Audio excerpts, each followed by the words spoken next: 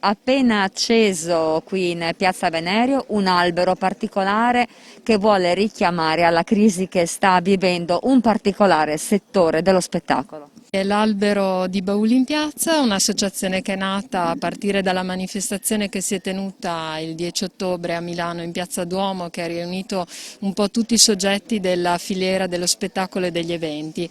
Abbiamo voluto lanciare questa iniziativa per ricordare la difficile situazione in cui versano le lavoratrici, i lavoratori e le ditte di questo settore.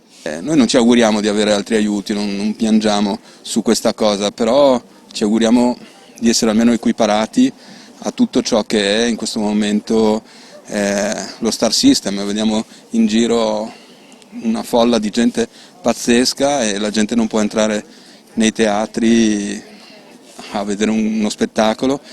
Noi ci siamo adoperati durante l'estate ad essere molto seri e professionali e abbiamo speso parecchi soldi per tutto quello che ci veniva, su tutto quello che ci veniva detto, però forse non è bastato, non sappiamo che cosa fare per dire siamo all'altezza di poter lavorare in sicurezza.